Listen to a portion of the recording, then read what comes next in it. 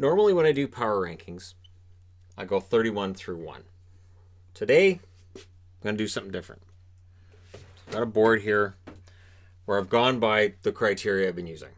So, ranking top 2 center spots in the NHL is not the same as ranking the top centers. You can have some really good centers that the number 2 spot behind them may not be ideal for your team if you want to win a Stanley Cup, or it might be almost as good as that number 1 spot. So this is to kind of rank 1 through 31. And again, I'm going to start with number 1. I'm going to do this backwards. So if people skip to the end, okie dokie. But I'm going to start with 1. And that's the Edmonton Oilers. McDavid and Draisaitl, that's your number 1 center spot in the league as far as 1 and 2 goes. I don't think there's a team that can counter that really, really well. Again, we could talk about the Oilers' depth. We could talk about their wingers. We could talk about their blue line. We could talk about their goaltending. But the 1-2 center spot is pretty darn impressive. So while on certain power rankings that I do, they may end up being lower when I did the goalie tandem, for instance, but the center tandem, as it were, the 1-2 is pretty good. And again, I've written down which centers I'm grading this by because some depth charts are still kind of in flux, but I'm going with who I think is probably going to be the number 2 center on some teams, and it does affect their overall standing. Number 2, Pittsburgh. Pittsburgh Penguins have Crosby and they have Malkin. Crosby and Malkin, both of them are going to be Hall of Fame players. Both of them have had amazing careers. And even though they're both over 30, they're both still pretty good.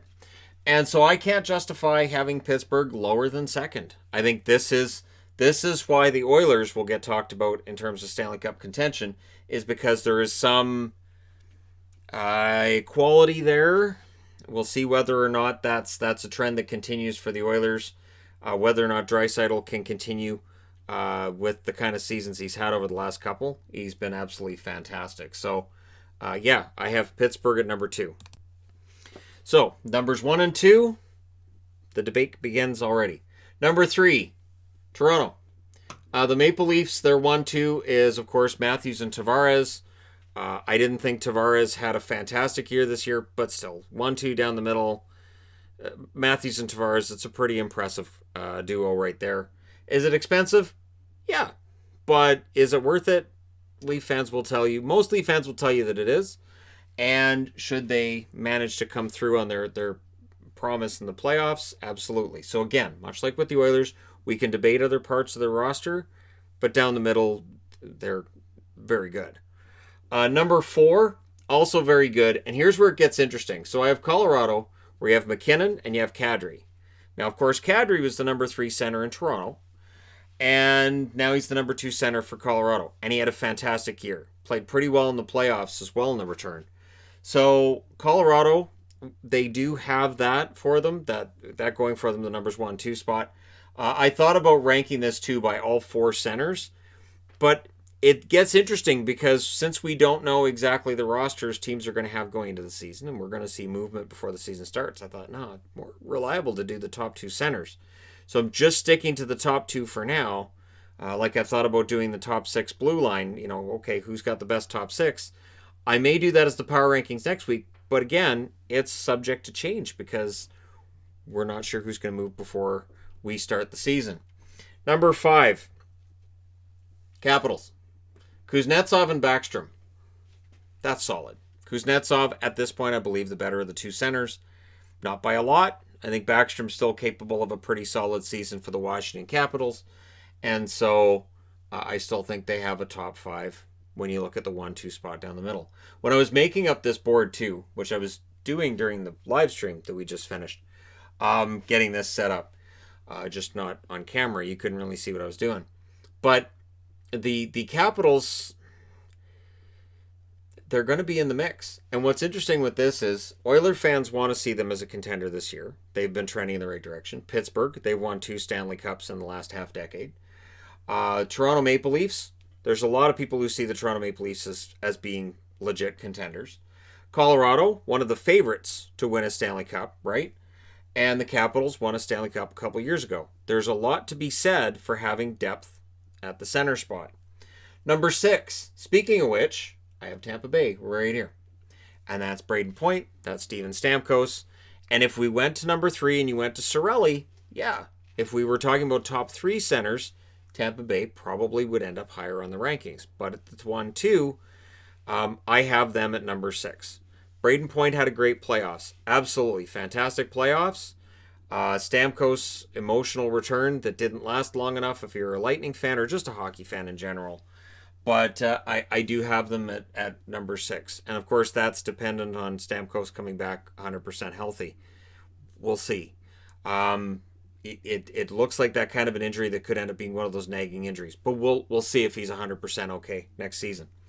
And finishing out the top row at number 7, and I kind of hemmed and hawed on this one, Pettersson and Horvat in Vancouver. Bo Horvat, the debate has existed for the last, I'll say, 3 years. How good is Bo Horvat? And Canuck fans have him on the one level. And there's the debate about how good he is, how good he's going to be. I've seen the comparisons between Mika Zibanejad and Bo Horvat, and I can understand those, but I think they're different players. So I think that the idea that, well, Horvat's not as good as Mika, well, offensively, no. He may never be a goal scorer like that. But in terms of leadership, in terms of all the intangibles, he may very well be in that region. So, again, and I did the top 25 centers, and I didn't have Horvat in them. I had him as an honorable mention.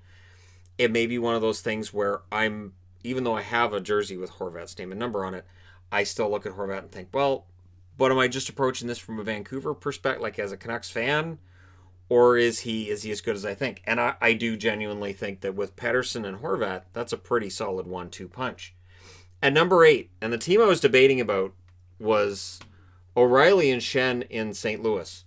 If you want to put St. Louis here, totally understood. Absolutely totally understood. Again, I went back and forth on it. I thought, in the playoffs, the series between those two teams, I thought Horvat really hit that next level. And it was a level that the Blues had a hard time maintaining. And I know that Markstrom was a huge part of the reason they knocked out St. Louis, but I thought Markstrom was joined by Horvat in that category, where Horvat was excellent. So for St. Louis, excellent top 2 centers as well. Their overall depth throughout the organization is impressive. I may be able to do a power rankings on that, right? Because again, I want to do them every Saturday, and we'll see what kind of power rankings we can get into. Number 9. Islanders. So when I did the top 25 centers, I didn't have Brock Nelson in it. I didn't have Brock Nelson with an honorable mention. But I like Brock Nelson. And so don't take that for hate. I think he's a very good second-line center. But I don't see him as being a first-line center. I don't see him as being a guy who would be a first-line center elsewhere either. And so for me, the 2 spot for Nelson's perfect, and Barzal is the number 1. That's a pretty solid top 2 for the New York Islanders. And again, I've got them in the top 10. I have them at 9th. 10th spot, Flyers.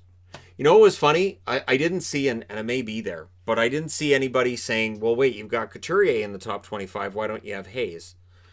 And yet, that would be a legit question to be asked. Kevin Hayes was arguably the best player for Philadelphia in the return. Kevin Hayes was the one forward that it seemed like every single game the effort was there. Has been a fantastic addition for the Philadelphia Flyers. While we looked at that contract when it was signed and thought, this is an insane amount of money, and it would have been for Winnipeg, and it would have been for the Rangers, it's worked out very, very well for Philadelphia. It is a perfect fit between player and team with Hayes. And Hayes and Couturier is solid, so they're the top 10. Number 11, Rangers. Zibanejad and Strome. And again, this is Strome projected as a second-line center. I don't know how that top 6 is going to work out. There are so many different ways the Rangers could go with that top 6. And it's likely Zibanejad and Strome. Can Strome have another year like he just had? Was that a career year for Strome, or can he do that? Can he consistently put up these points? And so for me, very good top 2 centers, but I have them just outside the top 10. I would put Strome behind Hayes, Zibanejad equal to a little bit ahead of Couturier. You guys saw the top 20. I would think most of you saw the top 20. I did have Zibanejad ahead of Couturier. But the difference between, say, 9th and 17th on a best center spot, it's really not a huge difference. There are so many good centers in the league. Number 12, Buffalo. Adding Eric Stahl brings Buffalo's center spot up a lot. Just the experience he brings, the leadership that he brings, what he can help to bring to a team that, Eichel has needed this for years. I think that the addition of Stahl, it's easy to lose this in the midst of all the, COVID shutdowns and everything else that's going on with hockey, and now everything's all delayed.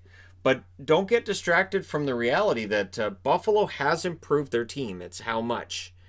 Is their defense and their goaltending going to be enough for them to actually make a playoff run? That's the question. Can they be in the top 16 in the league with the overall roster? I have my questions, but I do not have questions about their top two centers. Number 13, Jets. Scheifele and Stastny. Offensively, Stastny had some downbeats this year for Vegas. And I think Vegas, at the same time, I think they're going to miss him down the middle. I look at their center spot, and you'll notice Vegas isn't on the board. But Scheifele is excellent, guaranteed a point a game, very, very solid center. And if Stastny has a bounce back year for Winnipeg, they could easily outperform some of the teams ahead of them. But I'm just going with this in the idea of, okay, if Stastny has a year like he had this year, I'll have Winnipeg right around the middle of the pack. 13th, that seems about right. 14th, Boston. And for Boston, for me, it's Bergeron is excellent, one of the best centers in the game. Krejci, very good second line center. Both centers are in their 30s. I don't know. I have Boston in the middle because I genuinely have some concerns going forward when it comes to Krejci. I don't know if Krejci finishes the season as a Bruin. I don't know with that contract if you put him on the market, how that would turn out. But for me, I have Boston at 14. And if somebody wants to say, well, you're being too hard on Boston, okay. I'm not going to make an argument that I'm not.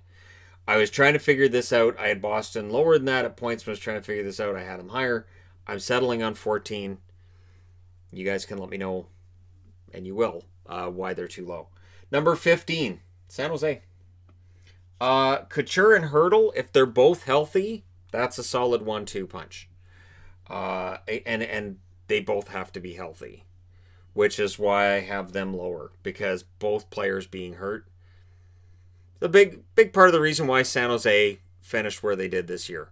Big part of the reason why San Jose didn't make the play-in round, and they were one of the 7 teams that didn't make it.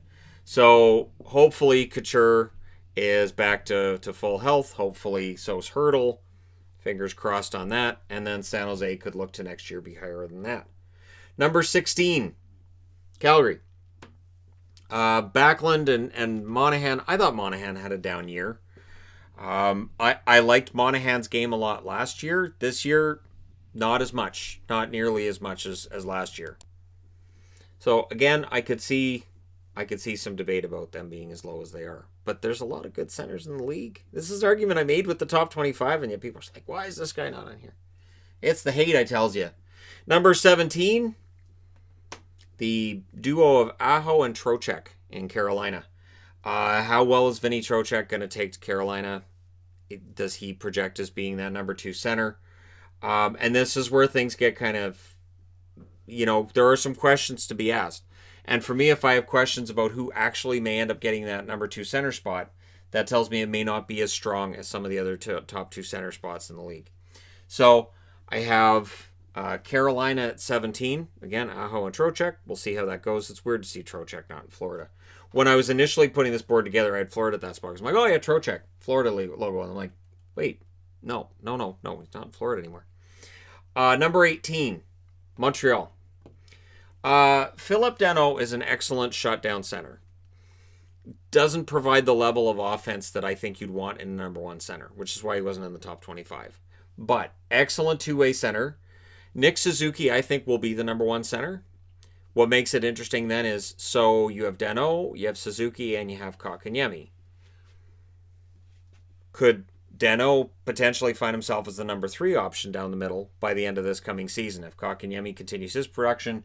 And if Suzuki is ready for that number 1 role, we'll see. I think Danault has done very well in a high-pressure situation in Montreal. He sort of reminds me of, in Vancouver, Brendan Morrison or Cliff Ronning, where sometimes they were the number 1 center. They probably would have been better suited as a number 2. That's kind of how I feel with Dano in Montreal at times, that maybe he'd be better suited as a number 2. The fact that they traded out Domi shows that they have a lot of faith in Suzuki and Kotkaniemi. Number 19. Surprised at 19, but both Johansson and Duchesne had down years this year for Nashville. And that's troubling because they cost a lot of money. Their contracts are expensive. So if you're a Nashville fan, this is a team that now has some cap space to maybe improve a bit on the wings, looking at Hoffman as a potential there. Nashville, I think that they should bounce back, but I can't have them higher than that based on this season. This is just based on this season. I couldn't have them higher than 19th. So it does get tough. And this is where 20 is tough as well. So you have Taves, who is still a very good center. Still top 25 for me. And Kirby Dach looked fantastic. Kirby Dach looked amazing against Edmonton. He had a harder time against Vegas, but everybody does. Vancouver had a harder time against Vegas than they did against St. Louis or Minnesota. So I don't necessarily hold that against Dach. Kirby Dach, for a teenager, pretty good center. So even though he's not a guy with a lot of experience, I still have Chicago at 20. I have them ahead of that many teams because I think Dach's going to be that good. Much like with Suzuki and Montreal, I think this is a keeper. So Dach could be one of those guys we look back years down the road and say, well, his rookie year he didn't put up a ton of points, but man, he turned out to be an excellent forward. He's got all the tools, and I'm impressed. Number 21, Columbus. Dubois is an excellent center, absolutely. Domi, we'll see. I'm not as down on Domi as some Montreal fans have been, and they've been very vocal since the trade about how they felt that adding Anderson and getting rid of Domi was great. Domi was eclipsed by Kotkaniemi and Suzuki. The fact that Montreal clearly believed as well that Suzuki had eclipsed him tells me that, for ranking these center spots, I can't have Columbus up as high as I'd probably like to, because Domi hasn't really proven that he's the elite center that I think Arizona had hoped he would become when they drafted him. So he's already with his third team. We'll see how it goes. Maybe it's a better fit in Columbus than it was this past year in Montreal, but I have them at 21. At 22, Anaheim. And this is where, for me, Anaheim would have been much higher on this list a couple years ago. Getzlaf and Henrique. Getzlaf's he's not the Ryan Getzlaf we knew, say, 5 years ago, definitely. And with Henrique's a good center. But I don't think they have that true number one guy now in Anaheim. And so the combination of Getzlaf and Henrique, I think, is decent, but they don't really have that overpowering number one center. Which is odd, because number one in Florida is an overpowering center in Barkov. But at 2, you have Achari, number 2 center. Who's the number 2 center in Florida going to be? I think there's still some debate about who's going to end up at that number 2 spot. So if it's going to be Achari, fine. But Achari, while he had 20 goals this last year, I don't expect him to get there again. And so I love Barkov. I do. I think he had a bit of a down year, but I love Barkov. I don't know that they have that depth down the middle with Florida. Number 24. And people are going to say, well, where's Dallas? Dallas has a problem. So Tyler Seguin is out until a long time into the season, right? Projected season, Seguin probably misses a lot of time. So now you have Pavelski, who's 36, and you have Hintz, who hasn't yet been a top 2 center in the league. And Pavelski struggled in the regular season. So we can look at the postseason and say Pavelski put up all these records for a player 35 or older and how great he was. But I'm a little more bearish on these guys because Pavelski during the regular season did have his struggles. And I'm not sure if with Pavelski and Hintz, I would put them ahead of the teams ahead of them. Because I do have some question marks. Neither of those centers were top 25 when I did that list, and I don't think I'd have them in the top 40 necessarily either. I didn't go that far. Maybe next year we'll go into top 100 centers in the league. We'll do some ridiculous list like that, right? I'm just glad the lists are over. Now we can just argue over power rankings. Number 25, Arizona. Top center is probably still going to be Stepan. I think Schmaltz is probably going to be the number 2 center. Could end up being Dvorak. It's a mixed bag with Arizona. Arizona's kind of built around the idea of it being a team offense. They don't really overpower you with any one line, which is great when their defense and their goaltending's going and they only need a couple of goals. But it's not awe-inspiring when you're looking at them down the middle. And I could see Stepan, for instance, being exposed in the expansion draft for Seattle's purposes.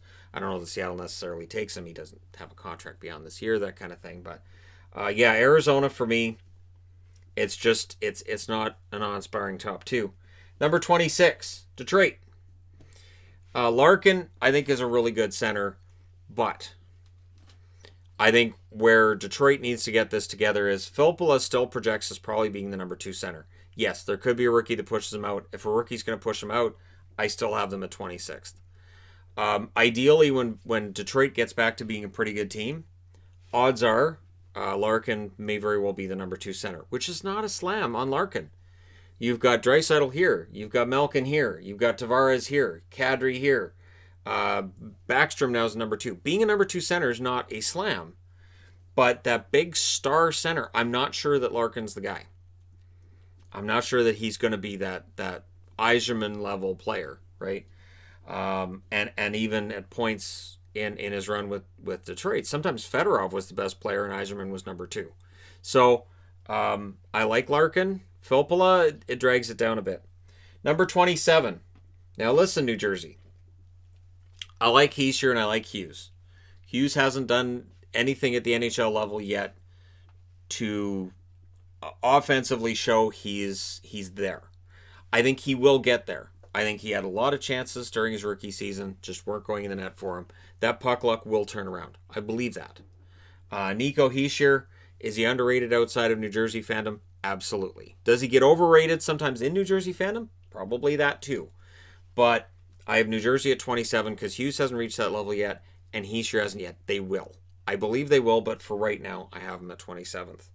28th, this one kind of surprised me, but let's be honest. If it's Chandler Stevenson down the middle as the number 2 center behind William Karlsson, I don't know. If Marchessault ended up in that number 2 center spot, again, I'm uncertain on how that would work. And if it's Cody Glass, if you're a Vegas fan that says, well, Cody Glass will jump in. Well, Glass hasn't played much at the NHL level yet. So down the middle, Vegas has some question marks there, to be honest. Now, 1 through 4 may end up being very solid. Again, it depends on Glass. But for the 1-2 spot, Karlsson's goals haven't been what they were his first year in Vegas, which they weren't expected to be.